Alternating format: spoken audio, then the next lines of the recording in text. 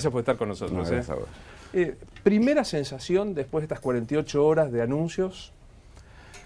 Son más de 48 horas. Ha habido dos tipos de anuncios. Unos que creo que son mucho más relevantes, que es un cambio en la política monetaria, que se ha venido dando a lo largo de los meses, pero que tiene como epicentro el aumento de tasas de interés, que es algo que se va a ver rápidamente.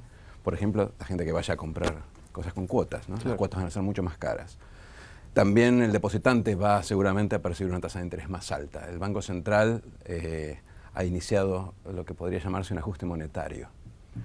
Y por el otro lado está el anuncio de la liberación del cepo, que me parece que es obviamente muy ganchero y popular, pero menos central a la lucha contra esta espiralización de precios y dólares. Lo que sí creo que hacen es abrir una puerta de abastecimiento de dólares, un mercado que antes el Banco Central no podía controlar, como es el mercado minorista, que iba al blue, que por ser ilegal obviamente estaba libre de la intervención del Banco Central, no puede intervenir en un banco ilegal, en un mercado ilegal. Pero me parece que el efecto va a ser básicamente contener la prima del blue, pero no necesariamente va a tener un impacto importante, por ejemplo, en la evolución de las reservas, o la inflación, o incluso las expectativas de depreciación. Claro, voy de atrás para adelante con las cosas que decías, ¿no? Lo del cepo, que fue un anuncio coparto, bastante marketinero, no ha tenido un efecto en el mercado libre, que por lo menos sigue subiendo. A cuando comenzamos el programa había subido unos 20 centavos más. Creo que está en 13 ahora. ¿Ya está en 13? Entonces bastante más, ¿eh? Sí. Sí. Hay que esperar un poco también. Es cierto que ayer hubo pocas operaciones efectivamente de entrega de dólares. Hoy ya están, creo que todos los bancos operando normalmente. Hay que ver si complementan esto con alguna otra medida. Me imagino al gobierno un poco tirando anuncios y esperando a ver si esta es la bala de plata que resuelve el problema. Y creo que la estrategia debería ser exactamente la opuesta. Deberían recuperar la iniciativa que perdieron hace varios meses. Estar siempre un paso adelante, no un paso atrás como han estado hasta ahora de los acontecimientos, y complementar la medida con alguna información sobre qué es lo que va a suceder el día después, porque lo que nosotros no sabemos hoy es qué es lo que piensa el gobierno que va a pasar con el dólar, las tasas, la inflación dentro de 2, 3 meses o dentro de un año. Y en esa incertidumbre me abren un poco la puerta para atesorar dólares, la gente directamente va a comprar dólares como un salvavidas en la, si se quiere, desesperación de la falta de información. Yo creo que al gobierno le hace falta mucha más comunicación, mucha menos palabras, mucha más comunicación de información realmente relevante, idealmente de manera consistente, o sea, sin dar marchas y contramarchas, sin contradicciones internas, que es algo que vemos mucho en los últimos días y que menoscaba el impacto de los anuncios, y muchos menos anuncios aislados, que agarran titulares de los diarios, pero al final del día a la gente no le queda muy claro qué es lo que efectivamente está pasando. Eduardo, contame un poco de los otros aspectos que vos mencionabas. Se aumenta la tasa para los bancos. Hoy leía en ámbito financiero en la tapa que se chuparon algo así como 5.000 o 8.000 millones de pesos, no me acuerdo. No, se emitieron 9.000, pero vencían 4.000, o sea que en términos netos fueron alrededor de 5.000 millones de pesos. ¿Es un cambio, digamos, forma parte de alguna estrategia distinta? Sí, forma parte de una estrategia mucho más cercana a un ajuste monetario contractivo tradicional. Hace 2 años o hace un año... Es un hereje lo que estás diciendo. ¿Por qué? Decís que son ortodoxos para el ajuste. No sé si es un hereje. Creo que podrían haberlo hecho distinto. Tuvieron 2 años para hacer algo distinto, que era enderezar las expectativas de manera que todos desinfláramos de manera paralela sin necesidad de atacar la demanda. Subiendo las tasas de interés, el impacto de la suba de la tasa de interés va a ser básicamente que cuando yo vaya a la concesionaria y me quieran vender el auto unas tasas 15-20% más caras, compre menos autos y por lo tanto se produzcan menos autos. Entonces, la tasa no es tanto en este momento para competir contra el dólar como para frenar el traslado a precios del aumento del dólar. Y el traslado de precios en esta situación, en donde no hay programa monetario, no hay índice de precios todavía creíble, el traslado de precios se frena pura y exclusivamente restringiendo la demanda. Eso es contractivo. Pues es que recuerdo cientos y cientos de discursos de la Presidenta, de los ministros de Economía, no vamos a enfriar la economía. Esto es enfriar la economía. Esto lamentablemente es enfriar la economía. O sea, podrían no haberlo hecho. Había otra forma de hacerlo, ¿sí? Porque teníamos una inflación que era básicamente remarcación de la inflación de ayer.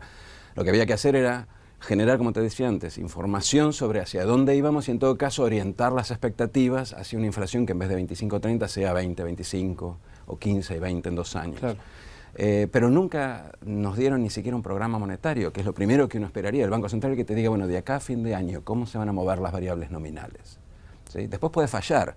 Y en todo caso habrá en los contratos cláusulas contingentes, cláusulas gatillo que permitan ajustar para que nadie se quede atrás. Pero lo primero que necesitamos es un plan de ataque que dure más de 2 semanas. Claro. Si no me dan eso, llega un momento donde la inercia de las expectativas de espiralización es tan grande que lo único que te queda es pegarle a la demanda. Este es el peor de los caminos. Y de hecho todavía creo, yo siempre creo que se puede hacer algo mejor. Hay tiempo. Yo creo que sí, pero no he visto indicios del gobierno que vayan por el lado de generar un marco que ordene las expectativas. Y cuanto más tiempo se pierde, más difícil es ordenarlo, más caro es ordenarlas. Claro, ayer hablamos con Alberto Príncipe, por ejemplo, de la Cámara de Automotores, decía no hay precio. Si vos hablas con gente que yo de supermercado, o te dan precios estimados, precios sujetos a... hoy es peor, hoy no sé si es peor. Hoy hay precios de autos, son más caros. Y muchas de las operaciones se hacían con crédito, con financiamiento. El financiamiento es más caro porque va a ajustar al nuevo nivel de tasas. Entonces lo que va a haber es precios más caros y menos operaciones y menos producción. Eso es un ajuste recesivo. Eso es lo que decían que no se iba a hacer. Eso es lo que decían que no iban a hacer y aparte definitivamente no deberían haber hecho. Podrían haber hecho alguna otra cosa. Hoy, insisto, todavía estamos a tiempo de tener un programa monetario y un gobierno que junte el jefe de gabinete al ministro de Economía y al presidente del Banco Central y digan, miren, este es el plan, créannos, de acá a fin de año vamos a hacer esto. Y esta va a ser la forma de medirlo y de informarlo. Todavía están a tiempo. Pero desgraciadamente lo que no vemos esa reunión, no vemos esa intención y te diría más, vemos a veces contradicción interna dentro del equipo, con lo cual esa posible reunión está cada vez más lejos. Claro. En ese contexto, lo único que le queda al Banco Central para no sacrificar todas las reservas es subir la tasa de interés. De las pocas cosas que uno ha aprendido de economía, al menos en lo personal, es que la confianza es vital, digamos, es un componente esencial dentro de los esquemas económicos. A lo mejor me equivoco y es una exageración de mi apreciación, pero las formas, los modos, no conspiran contra esta confianza, quiero decir, a veces hay como unos modos displicentes, cuanto menos, quiero decir, en el anuncio, ni hablar de lo que vos decías, la contradicción. El viernes era una cosa, el domingo en la nota de página 12 el ministro era otra y el lunes terminó siendo una tercera. Mira, yo estaba haciendo Sapien el domingo a la noche y estaban hablando simultáneamente el jefe de gabinete y el ministro de Economía y no estaban diciendo lo mismo. Claro. Y daba la sensación de que no estaban diciendo lo mismo porque no habían hablado entre ellos sobre cómo coordinar la comunicación en una situación tan delicada como la actual, que uno esperaría que cada uno de estos actores cruciales en la política económica coordinaran palabra por palabra qué es lo que van a decir para dar un solo mensaje. Entonces, empezando por ese punto, es muy difícil luego comunicar una idea y que esa idea prenda en la población, porque para empezar las ideas son múltiples, no son internamente consistentes y aparte está lo que decíamos recién, cambian a lo largo del tiempo, claro. Que el impuesto es 35, que 20, que 35, que vamos a ver por ahí mañana lo cambiamos. Ese tipo de cosas conspira contra la efectividad de los anuncios. Algunas de las medidas que tomaron son correctas, de hecho la suba de tasas yo creo que va a ser necesariamente mucho mayor de lo que hubiera sido ideal, dada la falta de coordinación, pero la suba de tasas per se, la suba de las tasas de niveles muy bajos a este nivel de 25-26% que está ahora, es natural. Debería colaborar a ordenar las expectativas, pongámoslo de esta forma. Lo mismo que la liberación parcial del cepo. Sin embargo, la verborragia contradictoria muchas veces del gobierno menoscaba el impacto de las medidas. Entonces hacen algo bien, pero lo venden mal. Claro. O sea, para vos hubo liberación, por lo menos parcial del cepo con estos anuncios. Sí. Si hoy entras, de hecho, que creo que es más transparente que la última vez. La última vez vos entrabas, no sabías cuánto ibas a recibir, a veces no recibías nada si no sabías por qué. Ahora creo que la intención era que la gente supiera que iba a tener pocos dólares, pero que los iba a tener, que supiera de antemano cuántos. Y hay gente que está comprando, de hecho están comprando. En lo personal hice el intento y lo pude adquirir. No me queda claro el modo. Supuestamente 20% de tu capacidad de ahorro, si sos autónomo, como en mi caso, y un tope de 2.000, digamos, no aparece, o apareció alguna fórmula y me la perdí. Apareció alguna fórmula, no la comunicaron bien, pero efectivamente es un porcentaje. En el caso de los salarios registrados de tu salario, por encima de cierto nivel, el monto mínimo era 7.200, supongo que va a ir aumentando con la inflación, pero el monto mínimo es 7.200. En el caso de los monotributistas depende de la categoría, o sea que tu capacidad de ahorro está calculada en función de la categoría. No es en función de tu capacidad de ahorro anual, es en función de tu capacidad de ahorro mensual. De la misma forma que el ingreso, vos puedes comprar, el tipo que tiene salario en relación de dependencia puede comprar en función de su ingreso mensual una cantidad mensual. De modo tal que la demanda se va a ir diluyendo en el tiempo, no es que toda la gente va a comprar todo inmediatamente porque no te dejan. Y tampoco poder dolarizar tus ahorros, claro, lo acumulado antes, porque esto más bien en función del flujo, y aparte quedan afuera, lamentablemente, como muchas situaciones, cuando uno entra en una situación medio crítica, queda afuera toda la economía informal. El trabajador con ingresos informales no registrados, sí, ese no tiene acceso. Eduardo, no tengo claro si apareció el dato de la gente que accede a la compra del billete extranjero, ¿hay un porcentaje de gente que se lo retira, que se lo lleva por ventanilla y el resto que lo deja no? No, es muy difícil saberlo por dos motivos. Primero, porque todavía no estaba bien instrumentada la Claro. situación de los depósitos en los bancos. Recién ahora está pidiendo el gobierno, lo cual es insólito que el gobierno lo pida públicamente, debería haberlo comunicado o negociado con los bancos, pero está pidiendo el gobierno a los bancos que esas cuentas sean gratuitas. Si las cuentas son gratuitas y si se da efectivamente ese descuento en el adelanto del impuesto, posiblemente alguna gente lo deje en los bancos. Pero no hay estadísticas, pero aparte si las hubiera serían irrelevantes porque todavía no está todo implementado. Te lo preguntaba porque escucho comentarios de los que no sabemos nada. ¿Quién va a dejar un peso en los bancos? Yo decía, a ver, no estamos hablando de una situación parecida al 2001 ni mucho menos. Es verdad que uno tiene una historia y ve un banco y llora, como con la vaca, pero digo, no es que hay un temor, o me equivoco. No, hay una diferencia crucial. ¿Quién va a dejar los pesos? Yo confieso, yo tengo pesos en una cuenta, en un banco, en un plazo fijo. Digo, se puede dejar. Lo que me parece que es fundamental destacar en este momento es que en los 90 o en el 2001 había muchísimos más depósitos en los bancos y todos esos depósitos estaban prestados a empresas que no podían pagar los dólares. Entonces, cuando había una devaluación, el banco no podía devolverte los dólares. Hoy hay muchos menos depósitos en dólares y esos depósitos o están prestados a exportadores que sí pueden pagar los dólares, en préstamos muy cortos, muy líquidos, o prestados al Banco Central y están en las reservas. Hay 3.000 y pico millones de dólares, dólares líquidos, no dólares billetes, depositados en las arcas del Banco Central que son parte de los depósitos en dólares que no pudieron ser prestados a exportadores. O sea que el banco sí puede recuperar esos dólares. Lo que sí puede pasar es que si se retiran los depósitos en dólares, las reservas bajen, porque parte están encajados en el Banco Central. Pero los dólares están ahí, o están muy cerca de estar ahí, a diferencia de lo que pasaba en los 90, que estaban prestados a un préstamo hipotecario, que nunca podía devolver. Devolución imposible. Exactamente, entonces hay una diferencia sustancial. ¿Sos de los que analizan la economía y crees que el nivel de 28.000, no sé cuánto estarán hoy las reservas, es un nivel aceptable, es un nivel lógico? Eso depende de la situación de la economía, y te voy a decir una perogrullada, pero Estados Unidos o Holanda no tienen reservas, no tienen nada realmente sustancial en términos de reservas, porque no necesitan vender una moneda extranjera para sostener el tipo de cambio, apuntalar un tipo de cambio en niveles razonables. Nosotros necesitamos reservas, nosotros o Corea o Brasil, necesitamos reservas a veces porque las expectativas de devaluación te llevan al tipo de cambio a niveles que el Banco Central considera inaceptables o dañinos para la economía.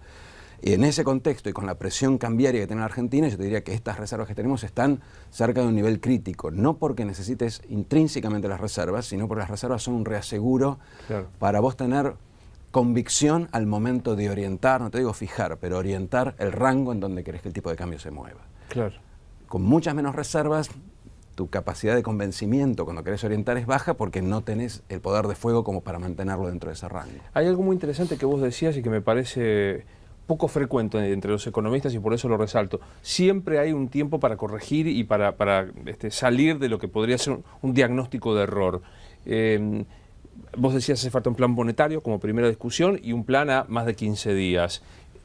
Tomando esto, ¿qué más deberías, no sé si aconsejarías, pero qué más esperarías vos que pudiera hacer el gobierno? Mira, hay varias cosas que se van a tener que dar, mal o bien, en febrero. En febrero, en principio, salvo que pidan una postergación, se iba a lanzar el nuevo índice de inflación. Lo cual es un serio problema para el gobierno, porque febrero y enero son meses que van a ser muy inflacionarios porque les va a pegar el impacto de esta devaluación reciente. Por lo tanto, va a haber más inflación en febrero. En realidad, el índice de febrero va a medir enero. En enero hay, según nuestros cálculos, una inflación de alrededor del 6%, según la medida del INDEC antes, porque incluye como un 3% del aumento de colectivos que pegó particularmente en Capital y Gran Buenos Aires. 6%. Entonces, el gobierno tiene que pensar, ¿qué hago? Saco un índice que mida la inflación en este nivel pico, que va a ser más alto posiblemente que el resto del año, para ganar credibilidad, o la bajo para contener expectativas y resulta que el índice puede salir muerto al nacer, porque si efectivamente es muy bajo, nadie le va a creer. El índice es una señal. Yo creo que el gobierno debería apostar a tener un índice creíble, porque ese índice es fundamental para orientar expectativas. Después están las paritarias. Se van a empezar a negociar las paritarias, posiblemente docentes de la provincia de Buenos Aires. En ese caso hay siempre tres opciones. Una es un aumento exacerbado, otra es un aumento razonable con renovación de paritarias muy frecuente que puede ser muy disruptiva, y un tercero que es un aumento contingente a lo que sucede con la inflación. Entonces yo doy un aumento escalonado y a medida que pasa el tiempo ajusto en función de la inflación, de manera de no tener que no pasarme ni en más ni en menos al hacer la paritaria en febrero. Eso es esencial y el gobierno ahí tiene que ayudar, no puede dejar a las provincias solas, porque una mala negociación de paritarias podría significar, entre otras cosas, una espiralización del impacto inflacionario. Pero por otro lado le tiene que dar instrumentos, le tiene que dar el índice para que puedas justamente hacer estas cláusulas contingentes. No puedes dejar que se arreglen sin tener instrumentos. Y le tenés que dar un Banco Central que te informe hacia dónde va la economía. Eso es fundamental. El Banco Central nos tiene que empezar a hablar. Nos tiene que decir dónde van las variables monetarias, aunque no le creamos nada. Tiene que empezar a hablar. El Banco Central está mudo desde hace meses. Tiene que decir hacia dónde va la economía. En charla, en coordinación con economía y con el jefe del gabinete, pero alguien tiene que decirnos hacia dónde va. Si no, no hay forma de negociar las paritarias, no hay forma de fijar precios. Entonces sí puede darse una espiralización que te lleve a una crisis cambiaria en el sentido más tradicional. ¿Sí? Entonces hay varias cosas que hay que hacer. Y después coordinar. O sea, insisto con lo de la reunión del equipo económico. Tenemos que ver el diálogo entre el Ministerio de Economía, el Banco Central y la Jefatura de Gabinete coordinando, articulando esto para empezar a creer en lo que dice cada uno de ellos. Hoy no hay un interlocutor, la población no tiene un interlocutor. ¿A quién le pregunta? ¿A quién lee para saber dónde va a terminar el tipo de cambio, dónde va a terminar la inflación? Algún hueso de información nos tienen que tirar. Si no, las expectativas van por su cuenta y pueden ir a cualquier lado. Evidentemente.